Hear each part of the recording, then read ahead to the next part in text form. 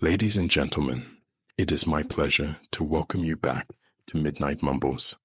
So sit back, relax, and enjoy the tale. But before that, please consider giving us a like and subscribing to our channel. By the time 1 a.m. rolled around, Julian was certain Tony wasn't coming back for more drinks, but that wasn't such a big deal. Andy's was his dive, his home away from home. He knew the bartenders by name, and they never vetoed his jukebox selections, even on a Hall and Oates night. Everywhere he looked, there was a friendly face, a sloppy hug, a cry of "Hey, Jules" from across the smoky murk. It was a good night.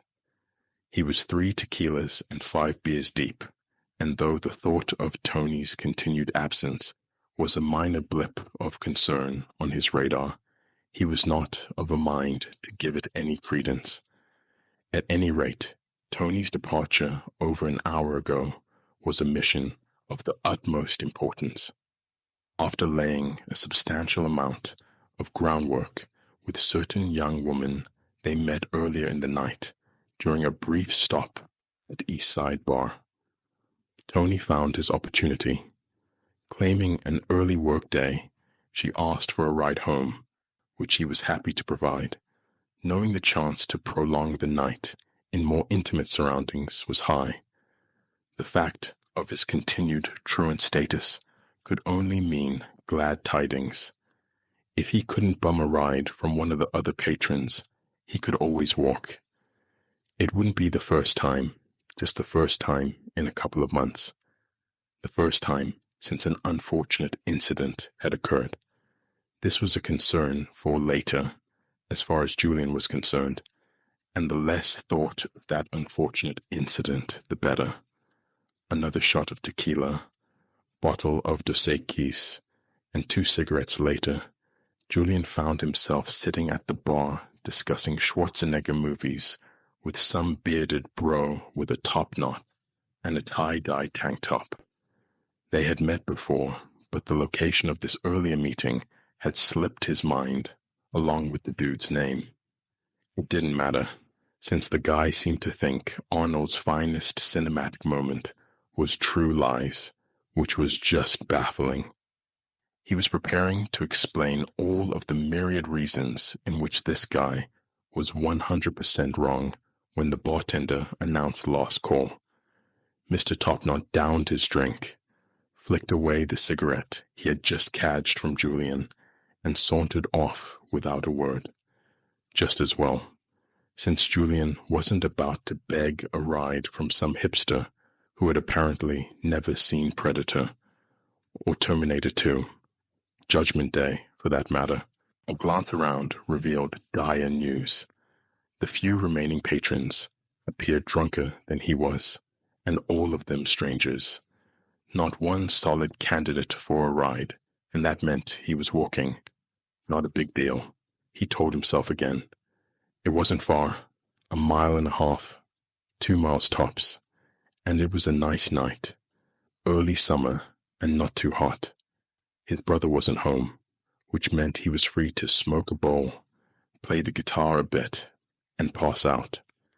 Maybe the night wouldn't end with him blowing a load over some girl's stomach and chest area, as Tony's surely had, but it was a good night, and he was feeling fine.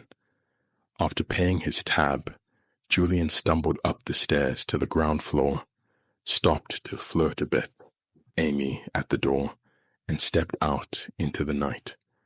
He lit another Turkish gold and looked out upon the square. All around him were other barflies exiting the other 6 bars in the vicinity, walking, hailing cabs, or crawling into cars they probably should not have been driving. Just as well Tony never showed up, Julian decided. Every time he took a ride from someone as blitzed as Tony tended to be by this time, he spent the entire ride wondering if this was the time they were going to get busted, or worse, hit someone, something. He knew he shouldn't do it, but it was one more bad decision, the end of a night full of them, and the thing about bad decisions were that they got easier to make every time. So tonight, that bad decision was taken out of consideration, and it was probably for the best. The first leg of his journey, heading south down Locust Street, proved uneventful. If anything was on his mind, it was the thought of a taquito or two from the gas station along the way, maybe with a cup of nacho cheese for dipping. This part of town seemed to mostly consist of auto parts stores and garages, no houses or apartments to speak of, and from experience, he knew that cops seldom patrolled this stretch after the bars closed. Few cars of any sort passed him, and foot traffic was nearly non-existent. No one to bother him or try to give him a ticket for the apparent crime of walking home drunk. Good times. He was humming a tune to keep himself company and still feeling good from all the drinks as he turned onto Eagle Drive, putting him at a few mere blocks from the gas station with its roller grill bounty.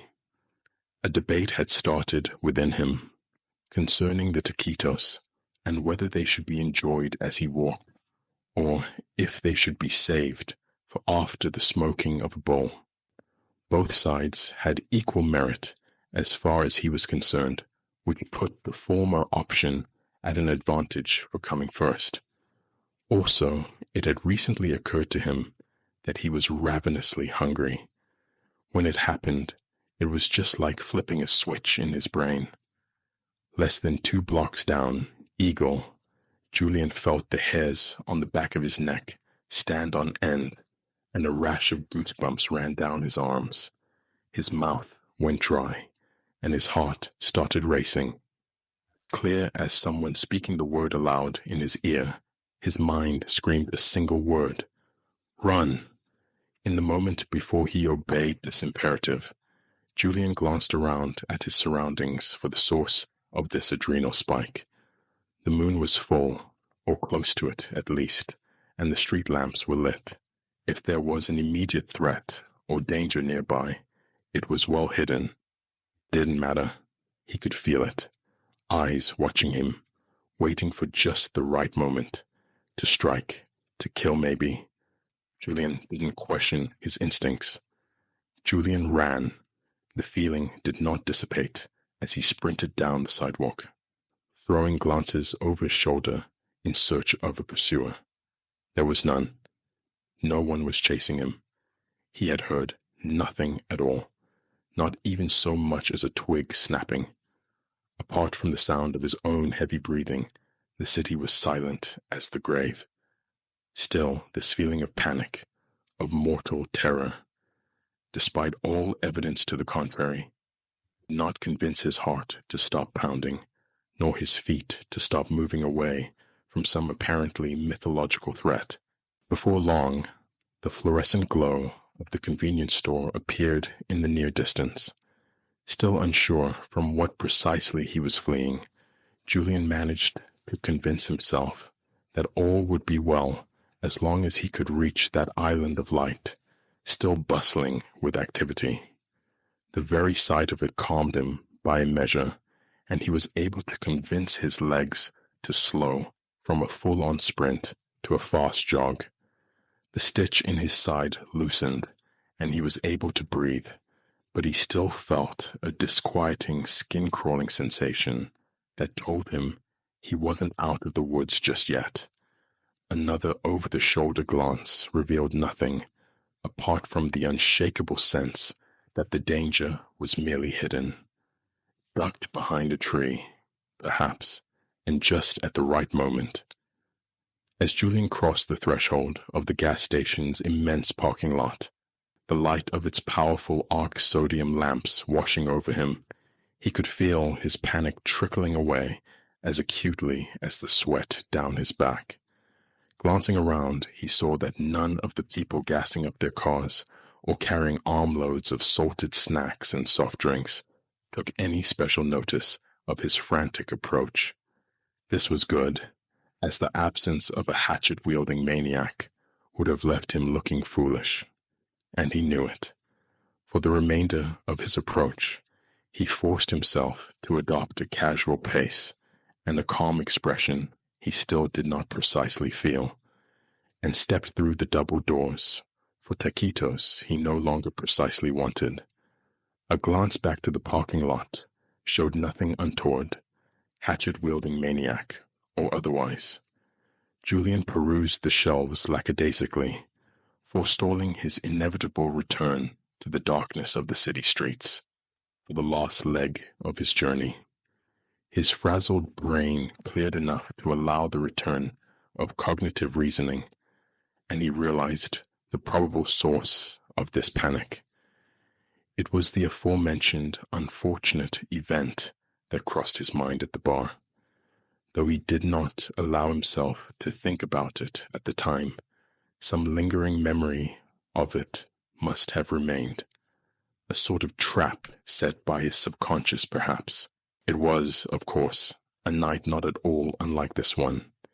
Julian had found himself drunk as a skunk, stranded at the bar without a ride, and forced to walk home. The same old story of 100 other nights. This one, however, went drastically south. No more than a block away from the bar, he ambled, puffing on a cigarette, and paying no particular attention to the world around him, when a voice emerged from somewhere on his left. It said, "Hey man, got a cig?" Julian, never being one to deny another smoker in need, was already fishing into his pocket for his pack of cigarettes as he turned to face the anonymous party. That was when the first blow landed, somewhere between his left eye and the bridge of his nose. "Fucking Mexican," someone else cried, cackling. Julian never saw who they were, thanks to the tears welling up in his already swollen eye. He didn't see the point in telling them his family was from El Salvador, wasn't even sure they'd care. Vainly attempting to defend himself, Julian threw some wild haymakers at the shapes in the darkness, connecting rarely but once or twice in key locations, judging by the smack of meat and the sputtered curses that ensued. For the most part, however, his attackers were winning handily.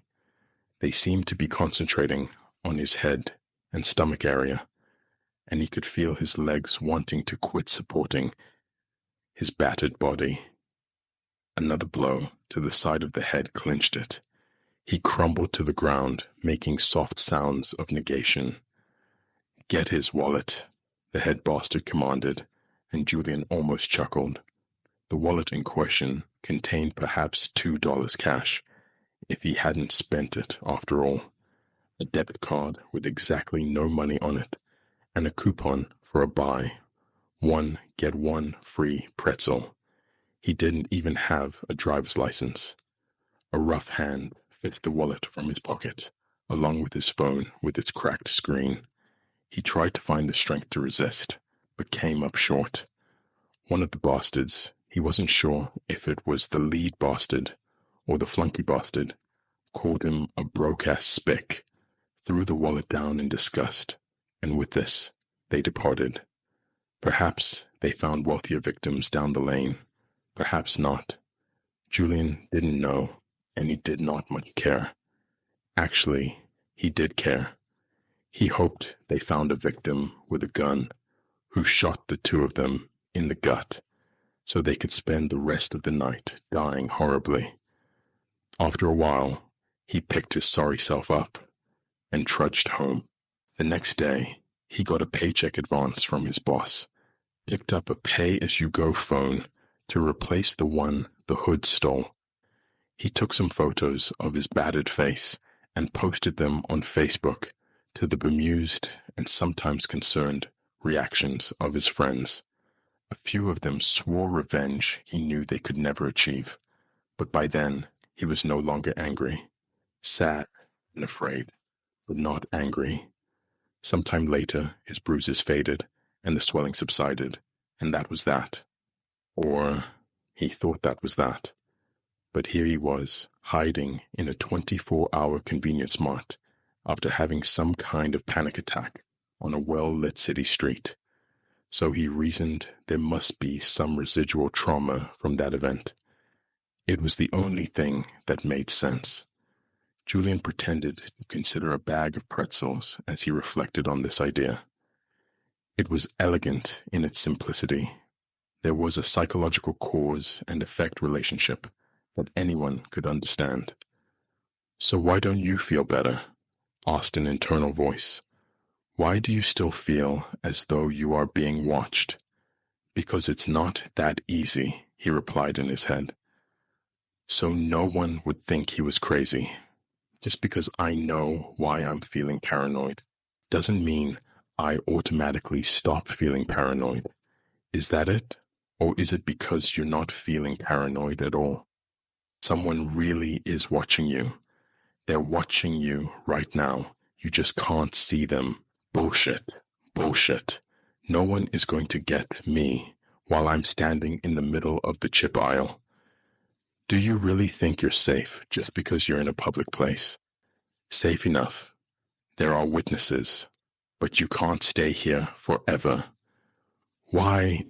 Julian's inner dialogue was interrupted by the sudden realization that he had been standing there in the aforementioned chip aisle staring at a bag of pretzels for far longer than anyone would find acceptable. To save face, he bought it, along with a bottle of soda selected at random. His efforts were in vain, however, as the sleepy-eyed clerk seemed to scarcely take notice of him, merely accepting his cash and murmuring "get anything else for ya," out of a robotic sort of habit. Taquitos all but forgotten and unwanted snacks in hand, Julian stepped through the automatic doors and into a parking lot illuminated to a near daytime brightness. The panic that brought him to this point had lost its finely honed edge, but left in its wake was an acute sense of dread, and also this treasonous inner voice that seemed to articulate all of his fear and trepidation in a way that seemed so terribly reasonable. It spoke up again in the borderland between the sanctuary of the gas station and the dim world beyond. "You're being followed," it whispered. "I'm not," Julian insisted, trying his best not to look back over his shoulder. He was nearing the intersection of Eagle Drive and Carroll Boulevard. The townhouse-style apartment he shared with his brother was still several blocks away. "They're watching." Julian felt the skin on his back crawling as the crosswalk sign changed from red hand to white stick figure. With a glance to his left and right, he crossed. There is no one watching. No one is around. The city is quiet. Too quiet. Shut up, this part of Eagle Drive was mostly commercial. Auto parts stores, beer barns, check cashing places, that sort of thing. Nothing open 24 hours, of course. The convenience store so recently departed was the last such oasis he would find. It occurred to Julian that on other occasions he found himself walking home from the bar. He would pass others on the sidewalk who were on similar journeys. Not so this time. Not a single other pedestrian. Every once in a while a car passed, though even for coming on 3 in the morning, the city seemed unnaturally deserted. He could not recall having ever felt so alone. You're not alone. Now his skin was crawling all over. The urge to look back was almost overpowering, but he knew that if he did, he would give in to the panic. He could still feel bubbling deep inside him. If he could just keep his head down for a few more blocks, he would be safe at home, where he could smoke a bowl, pass out, and forget about this strange night. He was abruptly aware he could hear the sound of his footsteps echoing in the pervading silence. This was good, wasn't it? If he could hear his own footsteps, then surely he could hear those of a pursuer, if one existed. That's a dangerous assumption. It means nothing. Shut up, damn it. This damned voice was getting hard to ignore. It was the lack of distraction, that's all. He just had a little fright with no reason behind it. Happens to everyone, especially intoxicated people who recently had the shit kicked out of them. Just a little fright, and he let himself get pulled into a feedback loop. There was nothing but the empty streets to look at, and nothing but paranoid thoughts to think. Tomorrow, he would look back on this and wonder what he possibly could have been afraid of. Maybe he would even laugh about it. If there is a tomorrow. Julian did not dignify this with a response. They're getting closer.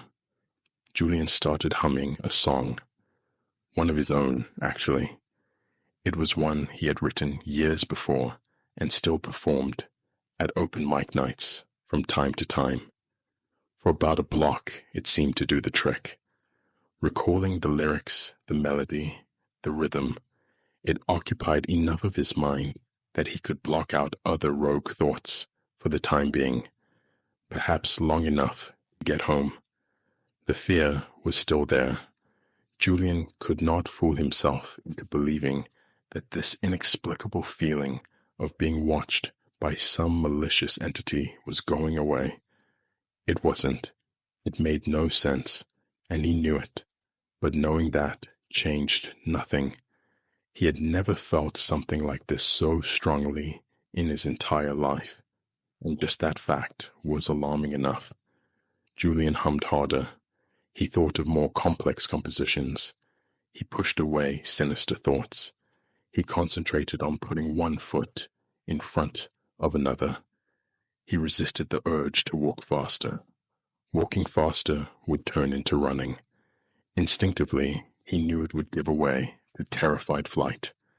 Every step brought him closer to home, and once home, he would be safe. He was sure of it. To this thought, the rogue voice's response was a derisive laughter that spoke volumes. He ignored this too, and all of its implications. Another block down, and he was in the part of Eagle that mostly consisted of other apartment complexes. He was at the home stretch, and that made him feel marginally better. But look at all those dark alcoves, all those entryways, so many places for him to ambush you. Look at this spot up ahead, that entryway. If someone was waiting there, you would never see them in time. They could just jump out. They could have a knife. They could stab you to death before you ever stop. His jaw began to hurt, and he realized he had been clamping his teeth together. His hands ached, and he realized he had curled both of them into tight, painful fists. The muscles and the veins in his arms stood out under his skin like tectonic plates.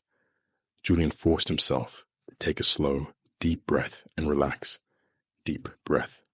Slow release. Deep breath. Slow release. By minute increments, he allowed his tension to drain from his body. Even his heart rate began to fall. He stood there in the dark, just like that, just breathing, until he felt somewhat closer to normal. He opened his eyes. There, I'm all right. I'm okay. I'm fine, he said aloud. He expected no response, but one came in the form of a terrible crash, echoing in the night and issuing from somewhere terribly close. A reasonable mind would have dismissed this sound like a cat knocking over a trash can or something similar, but that was something Julian lacked that night. He screeched his fright as the old panic flared in his veins, obliterating all the hard-won calm within him. There was no containing it now. He was already running, unaware his brains had given his legs the command. Though he heard nothing but the sound of his feet slapping on the pavement and his labored breathing, he could feel his pursuer closing in on him. He could sense the hand, clawed and scabrous, reaching out to the back of his neck. He could feel the hot breath, wet and reeking, wash over him. He didn't look back. To look back was madness. He could stand to feel his pursuer, but if he had anything to say about the matter, he would die without looking at it. His heart and his head were both pounding, and his own breath burned in his lungs. He cursed himself for every cigarette he ever smoked. Still, he couldn't stop. Panic held the reins and wielded a terrible whip. Reason and thought had no chance of permeating the static, the buzzing in his mind like a hive of furious hornets. Finally, he crossed the last street and found himself on the grounds of his own apartment complex. The few lights burning overhead offered little protection from the terrible press of the darkness surrounding him, and Julian did not stop, did not slow until he was at his own door. He plunged his hand into his pocket and retrieved his keys, spilling loose change onto the cement, jingle-jangling every which way. He made no move to chase them down, simply scrabbled the keyhole, trying with jittery hands to stab his key in place. Shit! He fumbled his keys, and they landed among the less ambitious coins at his feet. His eyes glanced in all directions, straining to peer into the shadows, all but certain the wraiths, the ghouls, the muggers, and the murderers would choose this moment to converge upon him. All he could see was his neighboring townhouses, a dimly lit parking lot, and empty sidewalks connecting them all. No threats, no gremlins or goblins slinking in the darkness. Still watching, he crouched and groped at the sidewalk for his keys, eventually finding them right where they landed. Panic had faded away very nearly enough for him to start feeling stupid about the whole thing. The key slid into the lock this time without much resistance, and before he knew it, he was back inside, feeling positive his fear and paranoia would fade as soon as he smoked his bowl and stumbled off to bed. Inside, with the door locked and deadbolted, Julian felt immediately less positive. His empty apartment seemed to be a landscape of shadows, darkened rooms, and blind corners. Everywhere he looked, he saw masses that were probably nothing more than piles of clothes, a guitar stand, a hanging coat, but somehow resolved themselves into the perfect silhouette of crouching prowlers and other dangers. For his own comfort, Julian set about switching on every light in the townhouse, armed with an undersized souvenir baseball bat his brother had acquired at a Rangers game. He didn't honestly think the bat could do any real damage to an assailant, but the other closest thing he had to a weapon was his guitar, and that was upstairs, pretty much last stop. The staircase was a particular source of anxiety for him. It was a perfect ambush spot. He took the stairs slowly, bat in one hand and his phone, in flashlight mode, in the other. The darkness above him seemed nearly tangible. A black mass of nameless menace crouched and ready to strike. Did he hear a sound? He wasn't sure. The stairs were creaky, but he didn't think it was a creak. Maybe it was a thud or a knock. It seemed like it was coming from his brother's room, but of course, his brother's room had the wall that they shared with the neighboring townhouse. That was the trouble with a haunted apartment. You could never be sure if it was the sound of a ghoul or your neighbor going bump in the night. At the second-floor landing, Julian stood, waving his flashlight phone in a fashion utterly ineffectual at permeating the gloom. Nothing pounced at him. Not yet, at least. Not yet. The apartment is empty. Nothing is going to get you, fuckhead, he told himself. Again he felt the frustration of reason setting in, and yet making no discernible difference in his feelings.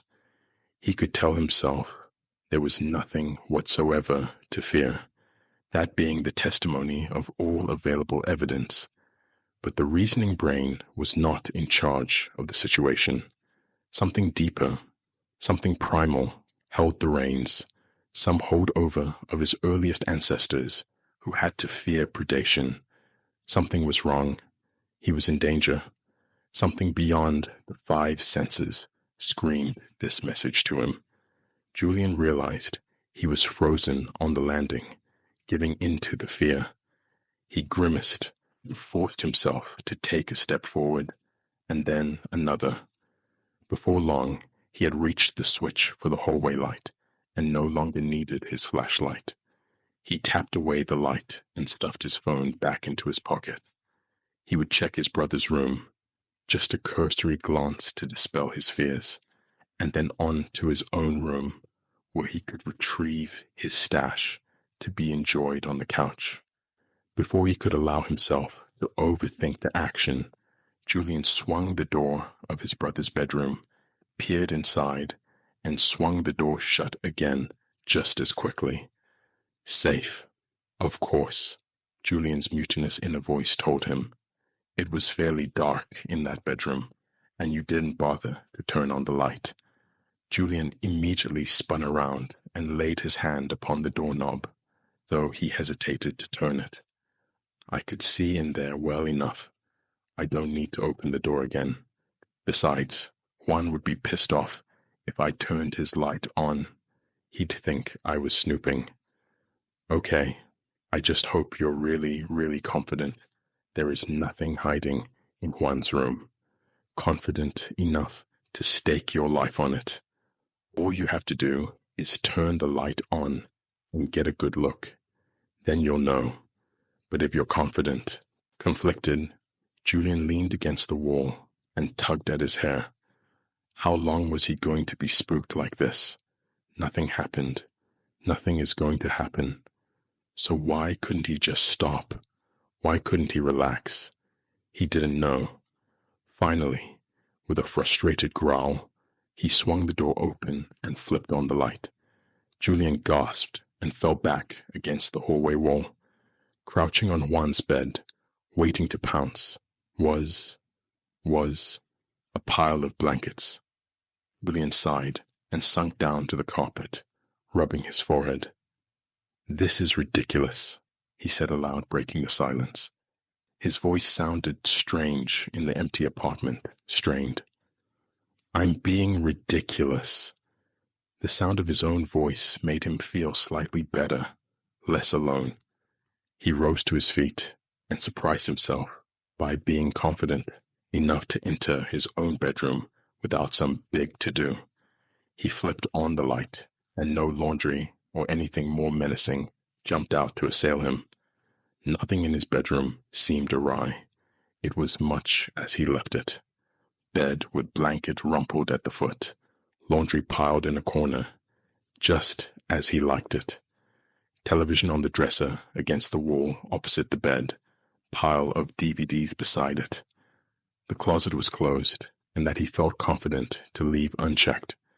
It was so full of junk that no room remained for boogeymen to lurk. On his cluttered desk was a conspicuous book, clearly fake and reeking of old resin. This was, of course, his stash box. It contained a baggie with about 1.5 grams of something dank, another baggie of swag that was mostly shake and seeds, a grinder with a peace frog on the top, half a pack of papers, and a glittering purple glass pipe. Julian grabbed his box, considered, and grabbed his guitar as well. If there was nothing to watch on TV, at least he could play some music. His fingers brushed the strings, producing a familiar and comforting sound. Julian allowed himself a smile. This would be just the thing. Have a quick smoke and play something. Probably Blink 182. Carousel. Yeah. Juggling the stash box and guitar and working toward a free hand, Julian turned back to the door. The smile died on his face. He heard it this time. He definitely heard it. Footsteps, moving furtively down the hall. Bare feet on soft carpet. An invader. A skulker. A lurker. Something, and it was out there. He heard it. He thought he heard it. He might have heard something. Damn it, he thought to himself. He stood perfectly still, holding his breath and listening with all his might. Moments passed, and he heard nothing more. Nothing sinister, at least. He could hear the soft roar of passing vehicles and the hum of electricity in the walls. Nothing else. He didn't hear any footsteps, furtive or otherwise. He was alone in the house. No one followed him on the walk home. He was in no particular danger, and he almost believed it. In a few more moments, he was back in the living room, and he slumped into the couch. TV on for noise, sorting leaf from seed in the concavity of an old frisbee, guitar close at hand. The pipe was soon packed, and he leaned back into the couch to watch a blue-haired cartoon scientist berate a wide-eyed teenager. Almost immediately, a warm, calm feeling washed over him, and his head buzzed pleasantly. Soon his fear was forgotten, or at least pushed deep into a corner. The bowl cached, he picked up his guitar and strummed through the intro to Carousel. Simple, but catchy, and much loved. Carousel turned into Damn It, which then transitioned to a loose medley of beloved riffs and melodies. Before long, his eyes were growing heavy, and his strumming slowed, stopped. He drowsed. Briefly, his thoughts turned to his stash, and the anger his brother would express if he came home to all that paraphernalia out in the open. But it was okay. So he told himself. Just a brief nap, and he would put all those things away and crawl into bed. Forget about all the strangeness of the night, the terror of solitude, and all that. Just a nap. Julian snapped awake, sending his guitar crashing to the ground as he sat bolt upright. His heart was thudding violently in his chest, a bird trying to escape its cage. Fuck. Oh, Jesus, Julian cried, raking his fingers through his hair. Hands, just as he was drifting off to sleep. He could feel them on either side of his head. Hands, claws, really.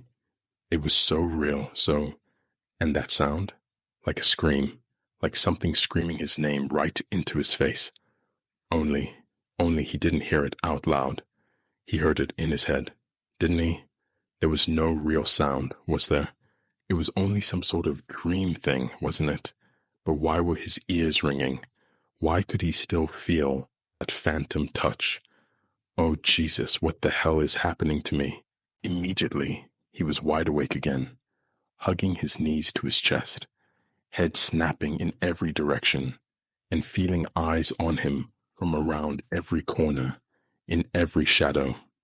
He could feel clawed, bestial hands reaching for the back of his neck, but would turn to find nothing. They were damned fast, whatever they were. Sometimes he could even feel their hot breath, almost hear it. Immediately, he became aware of the sound of a low moaning and realized he was making the sound himself. At last, he remembered his phone and tried to find someone still awake that could perhaps talk him down, but to no avail. He couldn't even stand to look at his phone long enough to find a name in his address book, as it was time not spent watching the shadows. Every moment he spent focusing on his phone, he could feel them gathering ever closer, just behind him. He could sense them somehow. He threw his phone aside in disgust and flinched at the sound of it striking the coffee table. Dawn. When was dawn? Not soon enough. God, it was unbearable, this doom hanging over his head, all around him, but just out of sight. Constant footsteps, down the hall, in the kitchen, coming up and down the stairs. If he strained, he could hear them.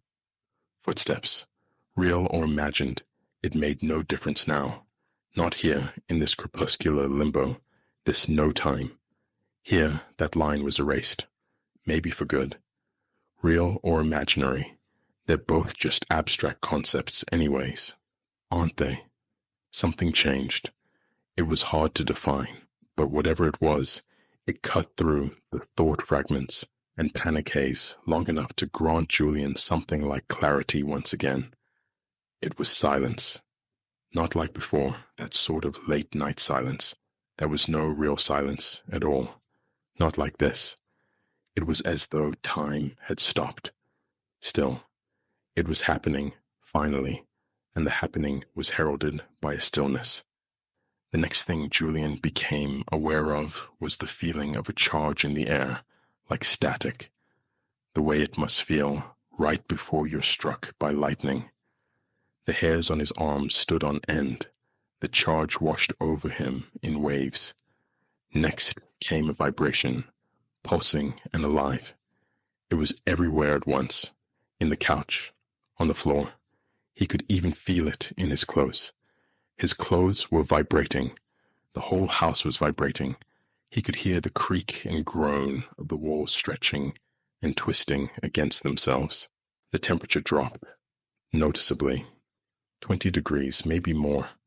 And still the charge, still the vibration, still the creak and groan of a building straining against itself. Julian could feel his lungs burning and realized he had been holding his breath. He let it out in a wheeze and drew air back in through a throat constricted to pinhole size. His teeth chattered and the temperature dropped a few more degrees. Julian's attention was drawn to the corner of the room opposite him.